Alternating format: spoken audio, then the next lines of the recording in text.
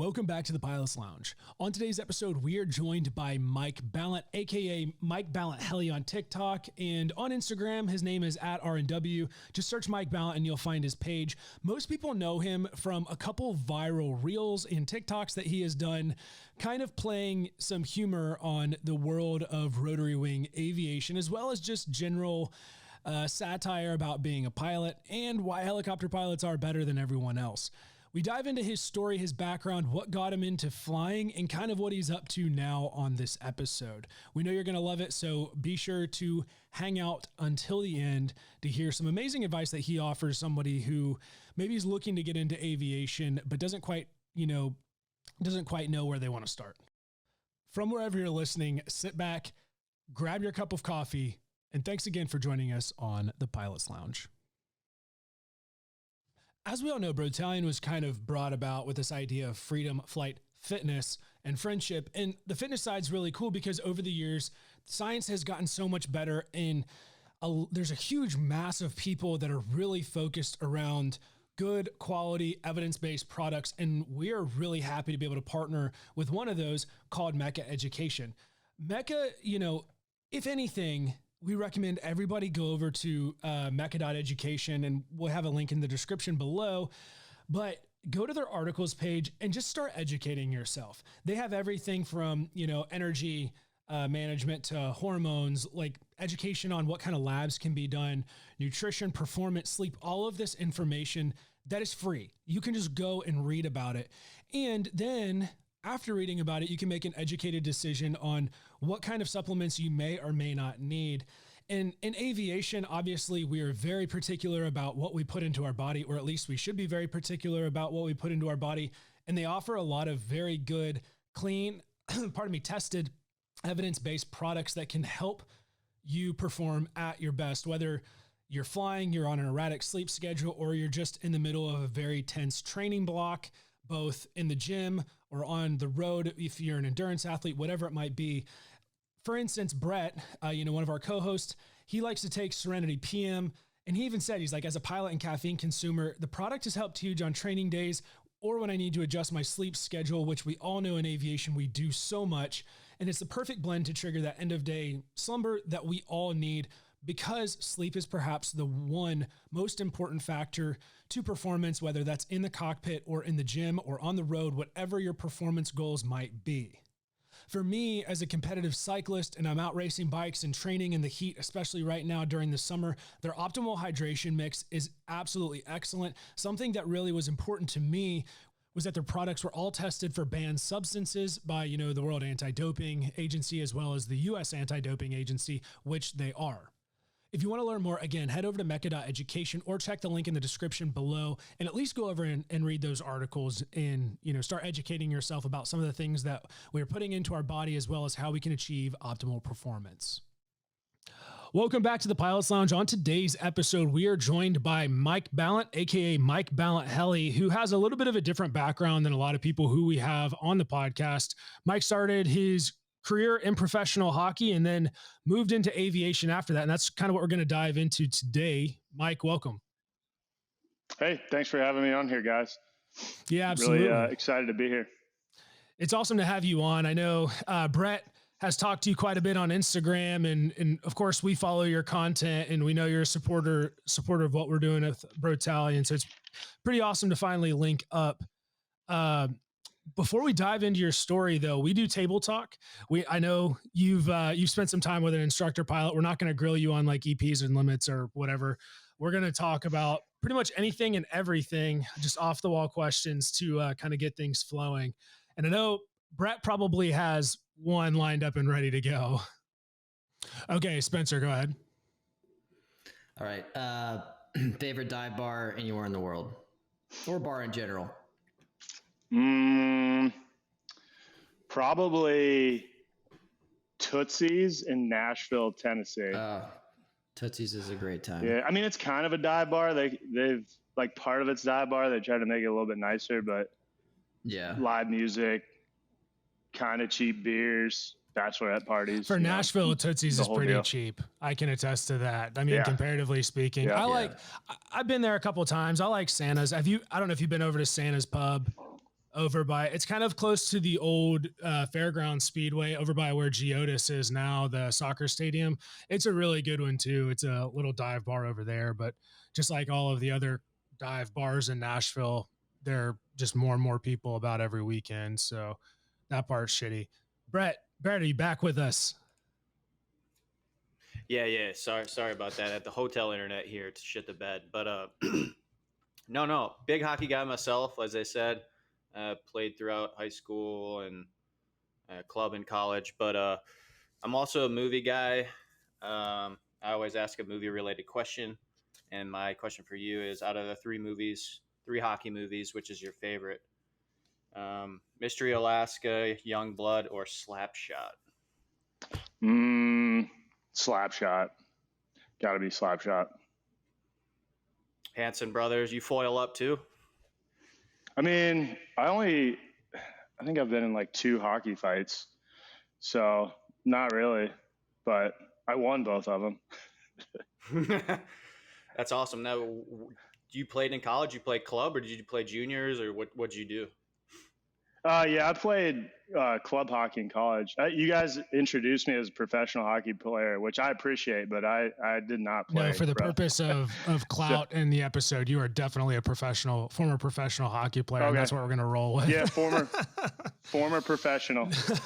Former professional for sure. No, I went to NC State college, and originally I was going to go play football. I went there, walked on. I was on the team freshman year.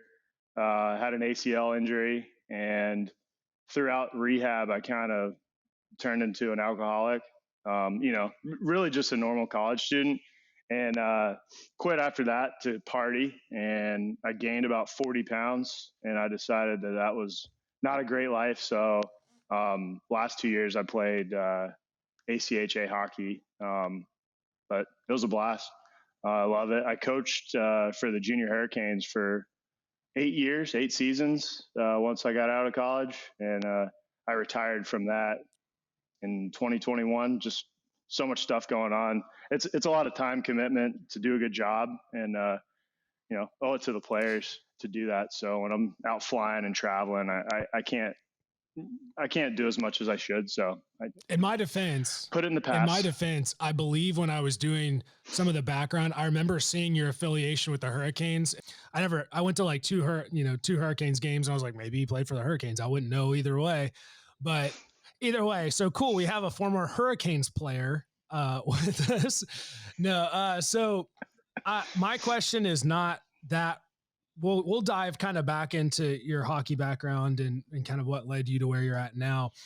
But I have 2 questions. The first being kind of specific to the gun content that you post. How often do you get told you look almost identical to Matt Best? I have never been told that I look identical to Matt Best. I get that I sound like Joe Rogan a lot, and I get that I look like Riley Green, a country singer. I think. Actually, I'm going to take it back. You do look a lot more like Riley Green than you do Matt Best. But the video that you did a while back where you basically were like, oh, the firearm, don't fucking need that. And you like threw it out and you were walking out with like your kit and all that. First, when I saw that, I was like, that's weird. I didn't know, why would Matt Best have a firearm? And then I was like, oh shit, that's Mike.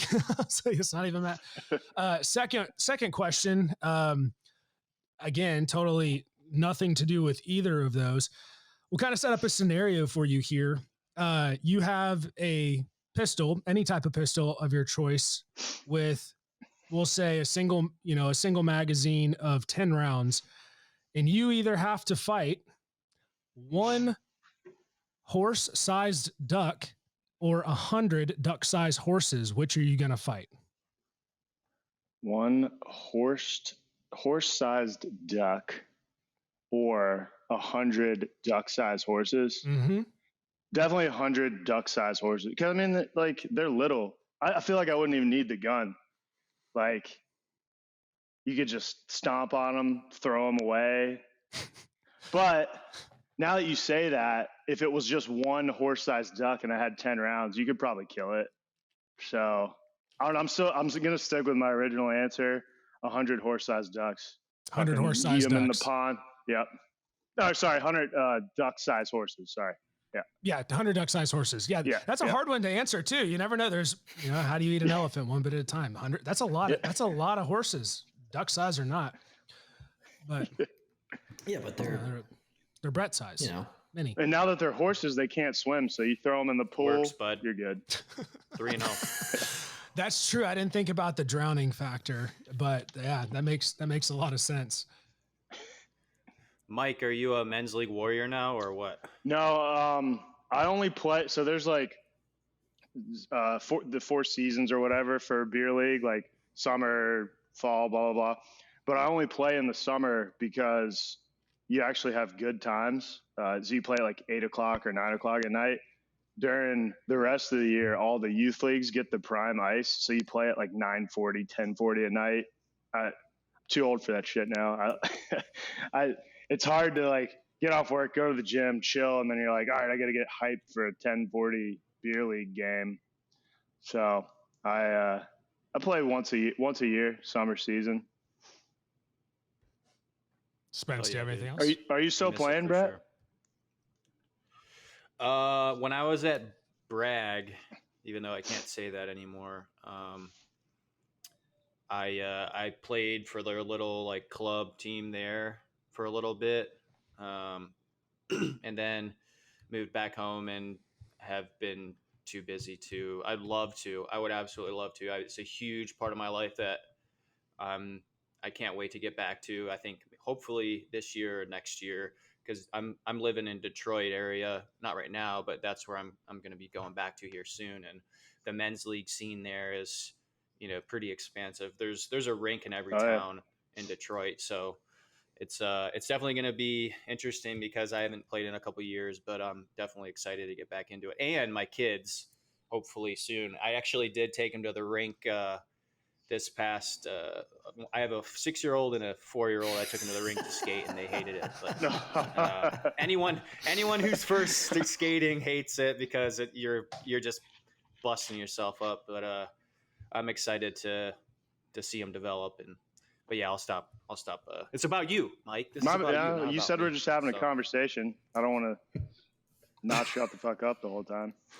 No, you're fine. It's always fun to hear Brett start talking. Some interesting things will start coming out of Brett's mouth at times, which we're here for it. Yeah.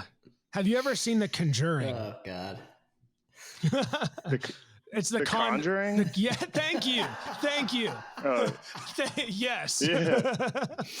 Exactly. The point has been made. Point's been made. That's all that matters. Spencer, do you have any more questions? No, we're good, man. I think we've done the table talk shit long enough. Let's jump into the full thing. Word. So Mike, you kind of mentioned, you went to NC State. You were playing hockey. What was your, educational background in? Did you start in aviation or did you kind of come into that later? No, I did not start in aviation. My bachelor's, well, I only have a bachelor's, but it's in civil engineering. Murders and accusations. And murder. So, I, out of college, worked for a construction company and did that for a few years and started my own in 2014. But I didn't get into aviation until 2021 because me and my girlfriend were in Hawaii and we did like a tour. We did like the Jurassic Park tour where they do a little tour of the island, but they actually land at the waterfall and the helipad from the original Jurassic Park movie. And I'd been in a helicopter before, but we never did an off-airport landing. And that was just so badass to me. It's like I knew that helicopters could do that, but doing it, I was like, this is the coolest shit ever. The week after I got back, I did an intro flight. So it's relatively new to me, but when I get into something, I go hard. So I've got like close to 600 hours now, which in 2 years is a fair amount of flying, not doing it full time. So that's super cool to hear too, because so many people that we talk to even myself included, a lot of us and a lot of our guests came up around aviation, whether it was a parent or a brother or a family member who flew or whatever. So it's always really cool to hear someone who like had that one experience and it just clicked. And it was like, this is what I'm going to fucking do. Like, this is insane. This is amazing. And they go after it, which is really cool to hear, because I would actually say you are probably more so the minority of the pilot population, because a lot of people did come up around it, or, you know, they were around it from a young age, or they kind of knew for a long time. But to have that kind of experience where, you know, it just kind of clicked for you is really cool.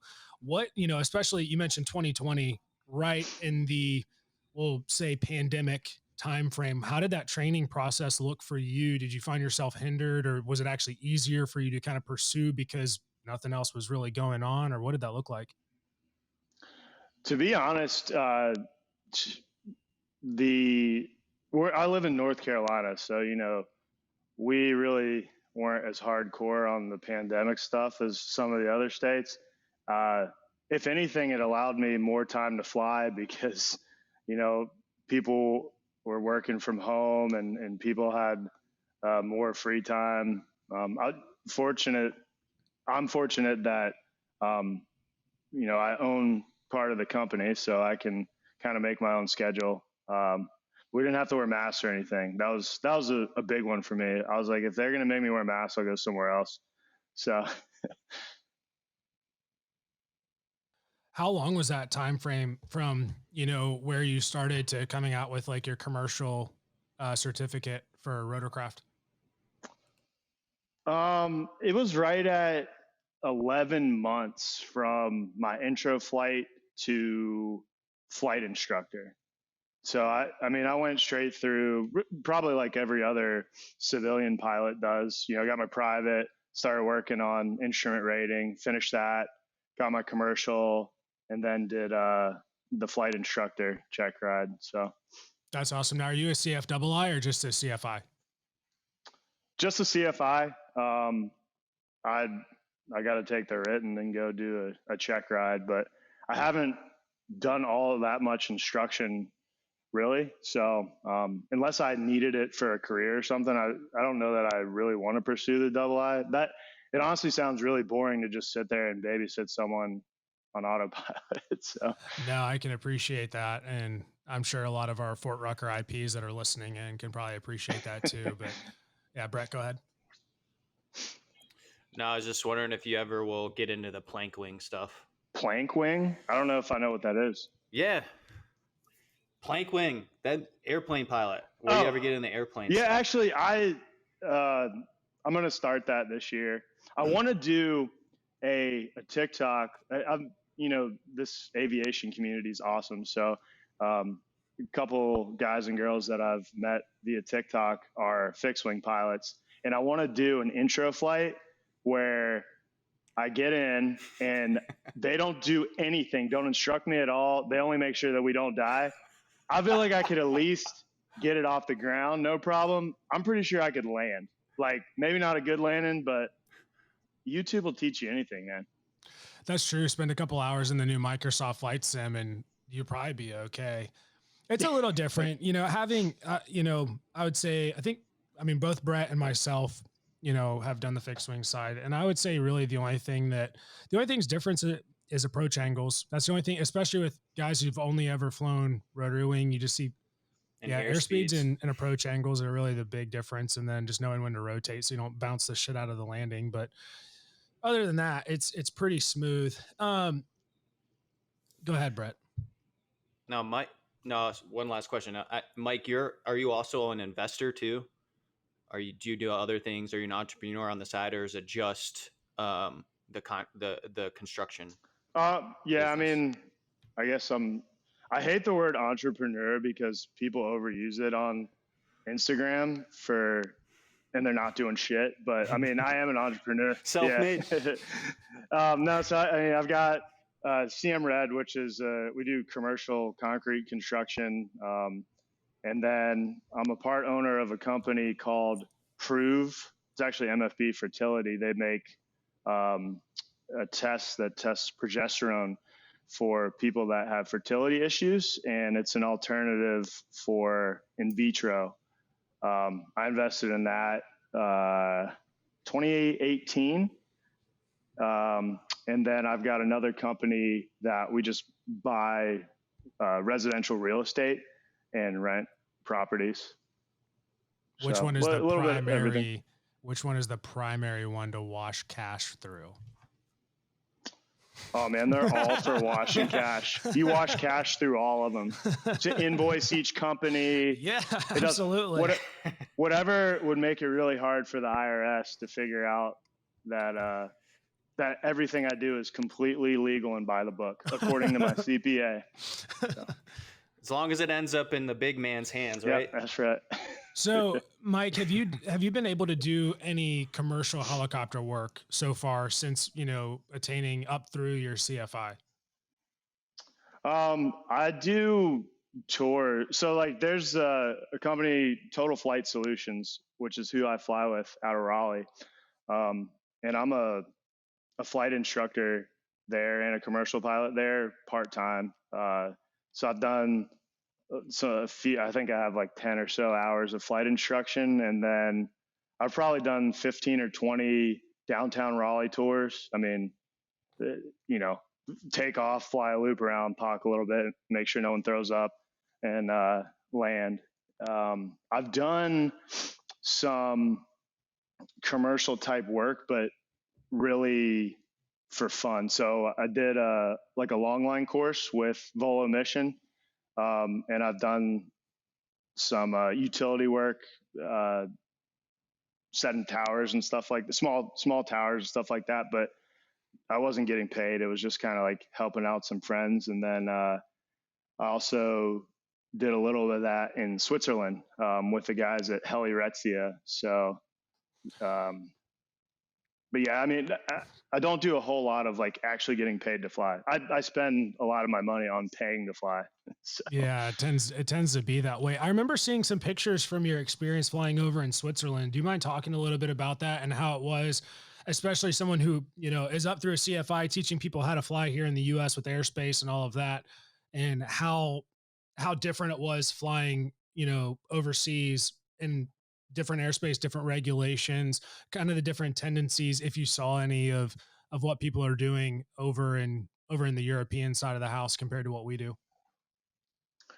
Well, luckily, I guess aviation, like the ICAO or whatever, has kind of made it so most of the procedures are very similar. Honestly, the hardest part for me was understanding people on the radio because they're speaking English, but in Switzerland, you've got, depending on what part of the country you're in, you either have like hardcore French accent or hardcore Italian accent, sometimes German accent. So that was honestly the hardest part. The airspace, very similar. Procedures, very similar. A lot of times on the radio, I would just say something mumbly back that they probably didn't. It was just nothing.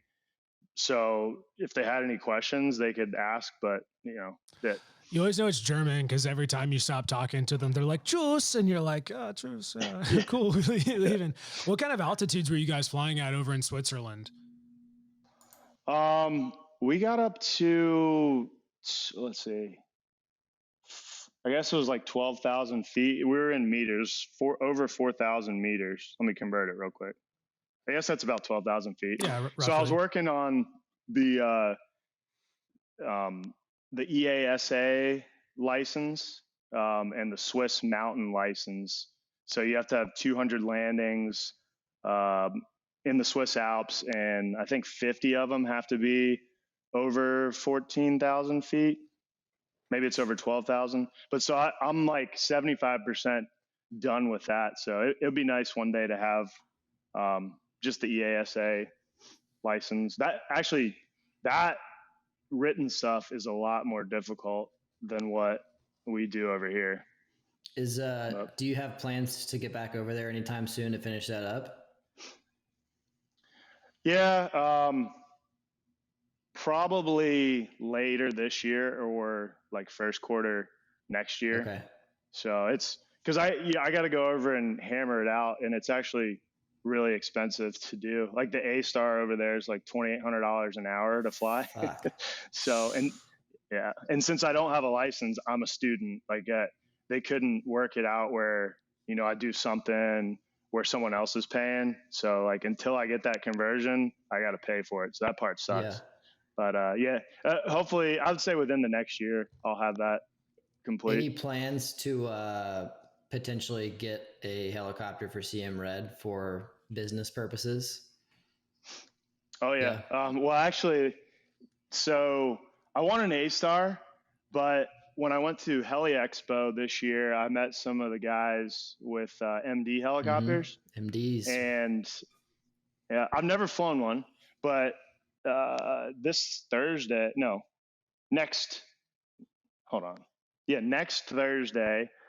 flying out to Phoenix, Arizona, the McDonnell Douglas helicopter factory there.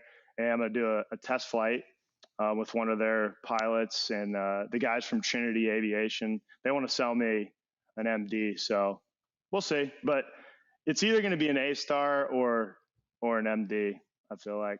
That's awesome, man. What's the timeline you think for being able to get that?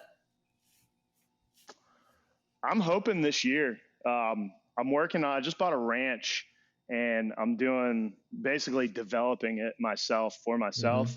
And once I get that finished this summer, get it reappraised, I think it'll have enough to swing a helicopter out of it. Nice. So that's the plan. That's cool, man. The economy could say fuck off, but you never know.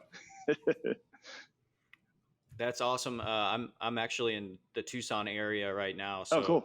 If you come out here, let me know. We can link up for a drink or something. But I know a lot of times those guys shoot on down here for test flights and stuff, the MD guys.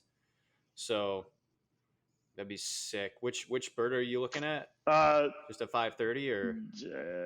I'm not looking at any specific right now. It's going to be one of the 500s.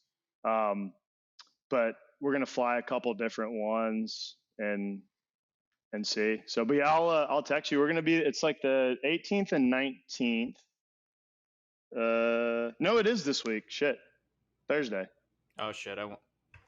Yeah. 18th and 19th. I'll be there. So now, are you planning on using the MD or integrating the MD partially into doing your own like long line work and some of that kind of stuff, incorporating that into your businesses that you already have? Yeah, actually, because I got the endorsement for external loads. So I want to sling some concrete buckets. I feel like, a couple of the jobs where you have the tower crane, on top, that's kind of cool, but flying a helicopter in would be way more badass. So when I get that all worked out, I'll definitely be doing a concrete pour just to say that we've done it. So, yeah, absolutely. And to make sure that it's a business expense, right? Yeah, no, absolutely. Can you imagine like just some concrete just slipping out, smashing someone like some, I don't know, liquid concrete just like falling through the air because you accidentally pitched it over a little too far. It's just sloshed out. Yeah, that's like the shit I think about the whole time I'm long lining. Like, what am I going to fuck up if something happens? So, yeah, I hope that doesn't happen. Usually like with like a Bambi, it's water, like no big deal, but like a little bit of concrete. Bullshit, out, dude. like, you drop water on somebody from 50 or 100 feet, it's going to be like you're getting hit by concrete. That shit's. I mean, not if it's just a little bit of sprinkles sloshing out, but yeah, I mean, if you dumped a whole bucket on someone, that would suck. Oh. But think of like a little concrete just slushing out. It's like, oh, it's just a little concrete. Probably it feels like just bird shit hitting you from the sky. Just really solid bird shit. Now, you mentioned buying a ranch. Are you going to be staying in North Carolina, or is that out of state? No, it's in North Carolina. My house is like 15 or so minutes south of downtown Raleigh, and then it's another 15 minutes out into the country is where the ranch was. It's basically like when you start driving down the road, there's like civilization, and then the county changes, and it's just like farms and shit, and it's right there. So it's about as close as I can get to civilization and not have to drive like 2 hours. So, dude, that's an awesome area too.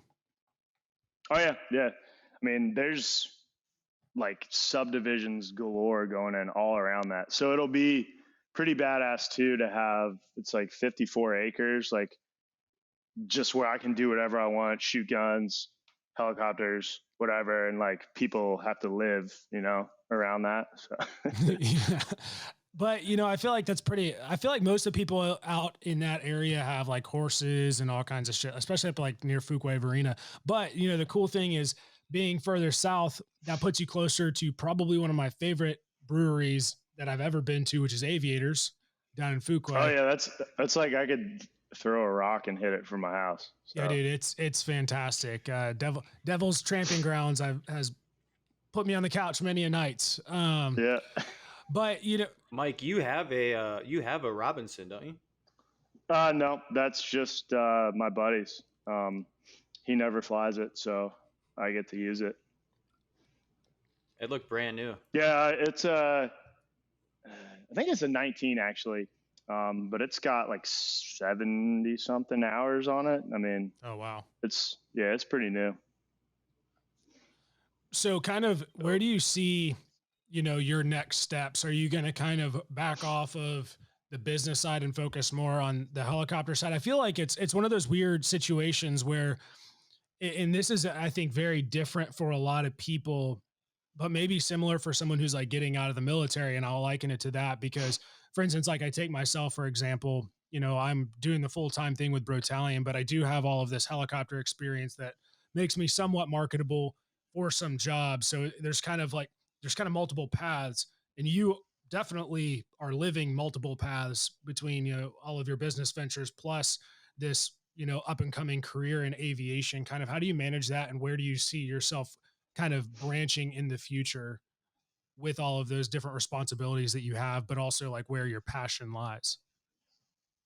Yeah, I mean, my goal, I guess, is to get it's already kind of materializing this way, but our company, CM Red, my construction company, is the main source of income, and we've grown to where I've got project managers that can run the show and they know what they're doing, and I feel comfortable with it, so I'm able to step away a little bit more. Um, and then once I have my own helicopter, I have a guy that I met through Total Flight Solutions. He's also a pilot, but he does organ transport. He kind of coordinates that through a lot of the life flight, or not life flight, a lot of the hospitals around. And if we have a turbine ship, we could actually do flights with that. So, go pick up a flight nurse, drop them off.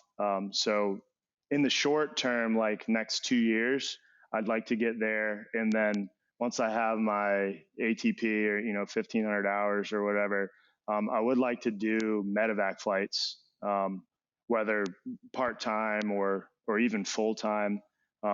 It's not really about the money for me. Like I truly love flying. Like I could, every other venture I've gotten into is, but like I want to get the money out of it, and flying, I'm just like, I love doing it. Like I love everything about it. I love all the people that you meet. Like I haven't met a pilot that I'm like, I hate this motherfucker. Like it seems like everyone in aviation is cool. And I think that's where I'll ultimately want to go. And when, if I can do some stuff with my other company, I was talking about like long lining, concrete buckets, stuff like that. But the goal is definitely full time flying. Now, in that process, do you think, if you guys are going to get into the organ transplant side and you're buying a helicopter, you're going to pursue like maybe starting a separate business and getting, the Part 135 certificate and all of that kind of thing? Or how would that process kind of work for you guys to be able to conduct those missions? Yeah, well, actually, I don't want to deal with that. So the flight school has actually, they've done it for other people.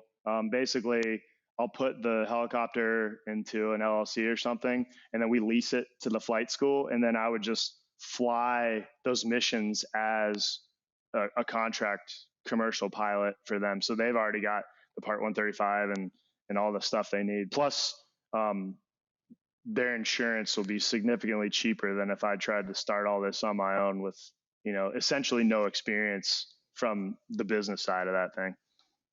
Yeah, absolutely. I think you have a little bit of a better advantage understanding the way that works, because a lot of people, especially first time aircraft owners, whether it's helicopter or airplane, don't understand the process of, why you put an aircraft into an LLC and that whole thing. But obviously you have a lot more background in understanding liability and, the inner workings of how all of that goes. But that's really awesome, man. So can you share with us, especially because it's just been the last couple of years. So I would imagine most of your experiences are probably relatively fresh in your mind. You're not old enough. None of us are really old enough to have forgotten a lot of shit quite yet. Maybe Brett, but um, the the best flying experience, whether it's here in the U.S., anywhere in the world, what's your all time like one flying experience that kind of stands out to you?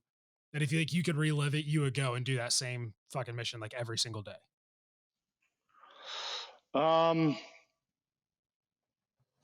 Honestly, the flying in Switzerland and in the Alps. I mean, it wasn't.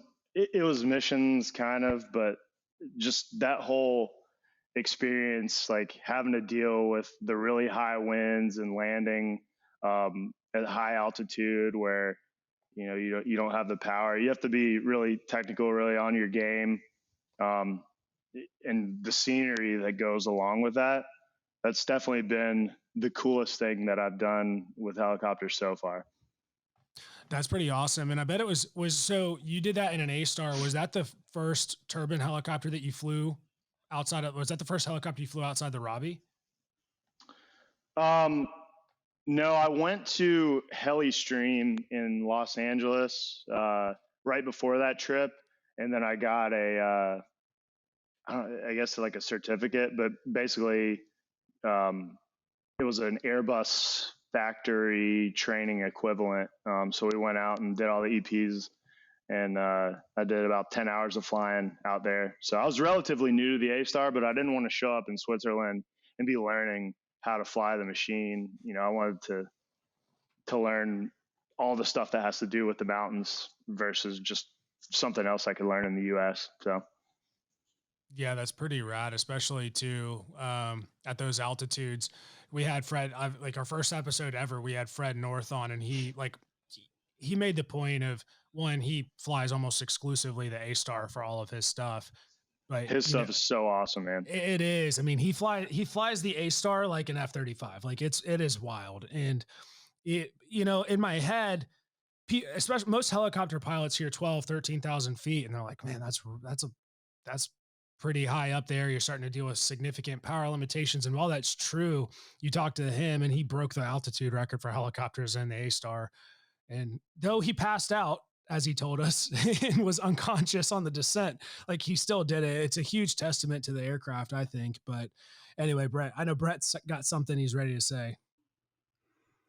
No, it's just kind of natural progression. But so like when I first saw your account and whatnot, and based on where it is today and where it's gone, there's been like a significant increase in like your content quality and everything. So like at what point did you realize, hey, like the content creation stuff's cool, I'm going to take it to the next level? And like what got you into kind of, the content scene?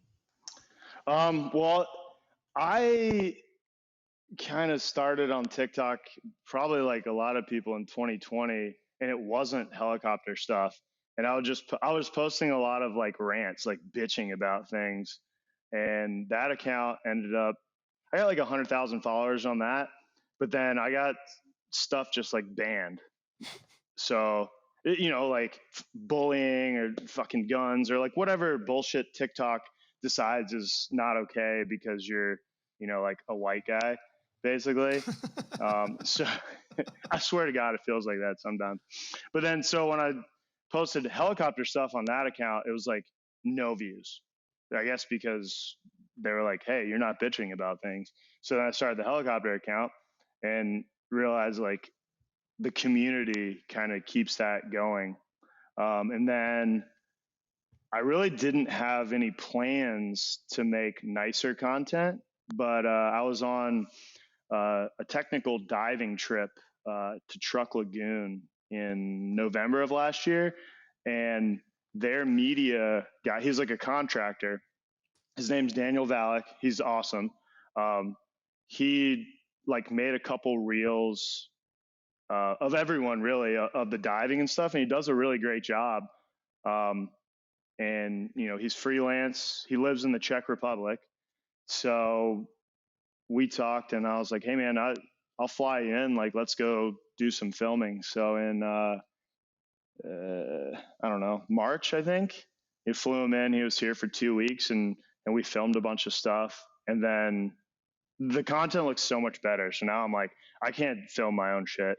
I got to have someone that knows what they're doing do it. So he flies in on Wednesday to go film the MD stuff. But I think it does help with views. Like if I know, at least when I look at stuff, if I see professional stuff, like I just want to watch it anyway. Like it's probably not even related to anything I like, and a lot of times it's not. It just looks better, and I think that's the way ultimately all of us are going to have to go. People want to see that production value, and they want to waste their time with someone that's wasted their time significantly longer. So. Yeah, absolutely. The quality of content is definitely king these days. It's clear in any of the stuff that I do. That's one of the goals for everything I push out, is kind of trying to get that quality image or video. But yeah, that's your stuff. So like, you're just innately funny, and it's really hysterical, most of it. Like when you were wearing our shirt and shit, that was awesome, man. And then your stuff at Heli Expo was hysterical. So I appreciate that. Keep it up, man. To be honest, I wish we would have known you were at Heli Expo. We were down there. There's some interesting Heli Expo stories, that's for sure. Yeah, I wish I would have done a little bit more planning with that. And we actually filmed. He's made like 20 or so reels or TikToks from that, but I had this massive pimple on my face. Like it looks terrible. And he was like, it took me like 2 hours to edit it. I guess it's not like Photoshop, right? Like video is significantly harder to get rid of it. So like, I don't want to post a lot of them. So I kind of fucked myself there. But when he's back now, like I've been doing my skincare routine, so that hopefully the content that comes out of it will be a little bit more usable. Do you have plans to go back to Heli Expo next year? Oh yeah, for sure. I definitely like I got there on the last day, and I didn't even get there. I was like, oh, we'll fly the helicopter to Atlanta. It's not that bad. We got stopped twice, and then I didn't realize once I got to the airport, like I obviously don't fly into ATL. I flew into somewhere outside of Atlanta. It was like 20 miles away. I was like, that's great. But traffic was an hour and a half to get there. Didn't think about any of that. So I essentially had 3 hours at Heli Expo before everyone started shutting down. So I'll definitely go back. There's so much cool shit there. And I saw like heli pilot Lee. Like I talked to her on Instagram pretty frequently. So it was cool to meet her. I met CJ, he's a test pilot for MD. So like in the 3 hours I was there, I met 2 cool people. So definitely be going back. Cool. Yeah, we should be there too. I met that. No, go ahead, bud. I met that CJ dude. He came into Tucson with one of their new birds, and that dude just seemed like a legend. Really, I think I'm thinking about the same guy. He looks like he's straight out of like Hawaii or like the West Coast, and he's got a really cool story too. So yeah, it'd be sweet to have him. Yeah, no, that's who I'm flying with when I go there on Thursday. So that'll be cool. Definitely gonna have some sweet content from that. So maybe we'll barrel roll or something like that. Who knows? He's a test pilot. Yeah, I mean, it's true. Testing the capabilities. Get Aaron Fitzgerald out there, and I'm sure he'll barrel roll just about anything. But it's funny is Heli Expo. Spence and I were down there. courtesy of Shotover. Thanks, Shotover, for paying for our way down there. And we quickly, for us, it was a really interesting expo because we didn't really know where we fit in. And I think it's really an interesting look from the lens of somebody who is not going from a business perspective as a like a vendor type of like not necessarily even a vendor side. We went down there mostly to do like a podcast recording, to network and some things like that. But what we quickly realized was a lot of people down there were people similar to you who were actually using those vendors to pursue actual equipment purchases. Most of the time, the people who we probably needed to talk with were meeting with potential customers, clients from around the world, all that kind of stuff. But then the other interesting aspect is there were so many companies down there that were actually, hosting hiring events and things like that for people who are in maybe not the 1,500-hour range, but who are, we'll say between 600 and 1,000 hours, those kind of opportunities for them to grow their career. But highly recommend Heli Expo for anybody who wants to learn more. I would say definitely about the commercial sector of rotary-wing aviation, as well as public safety. The amount of public safety booths and equipment booths and just knowledge base that was there was pretty wild.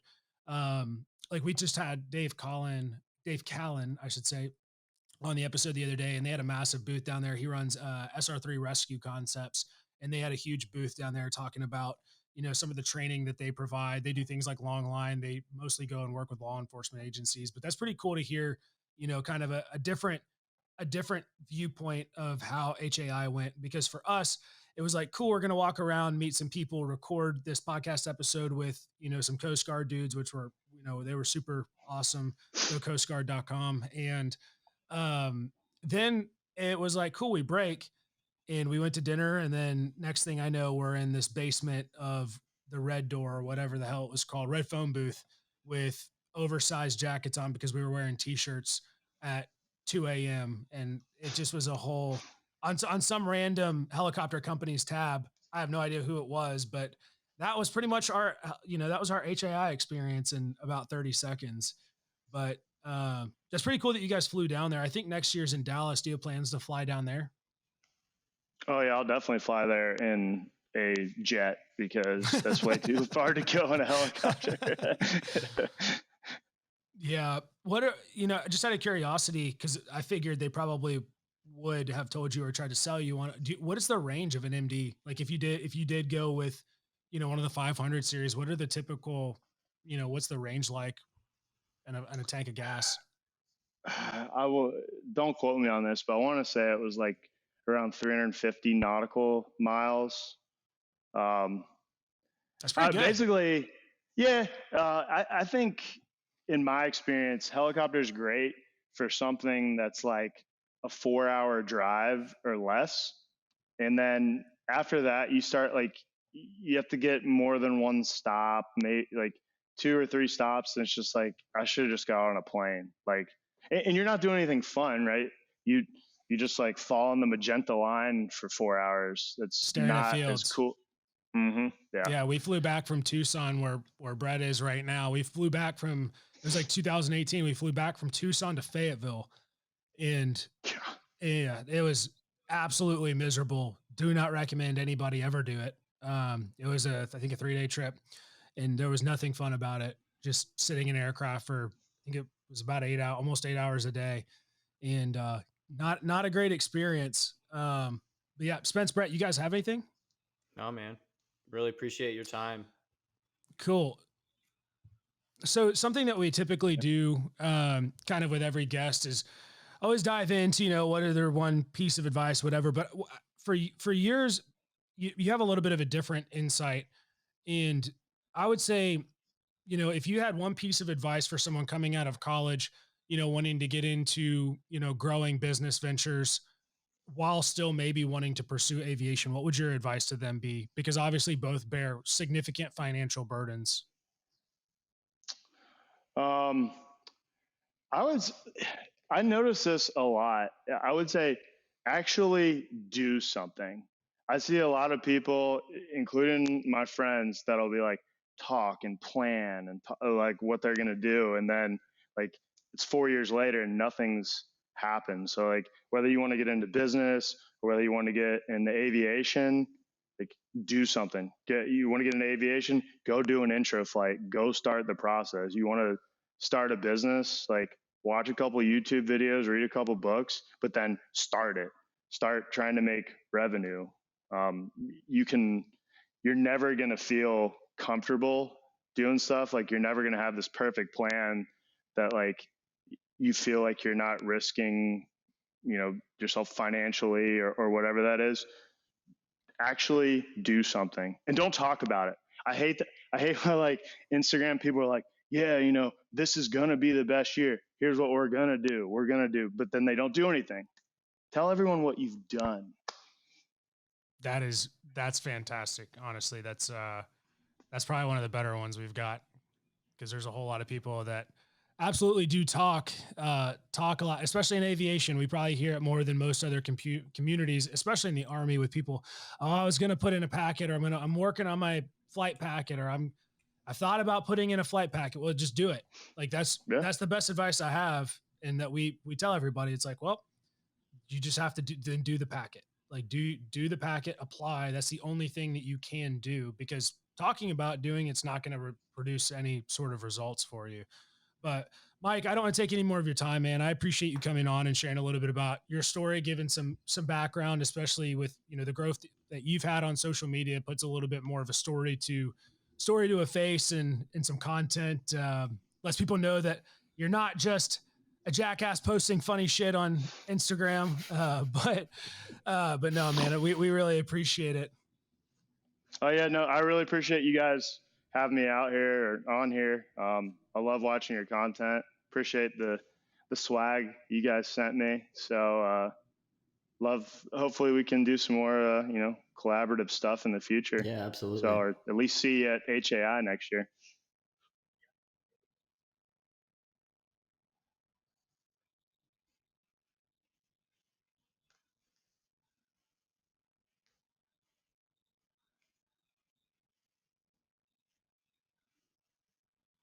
Yeah, I'll try.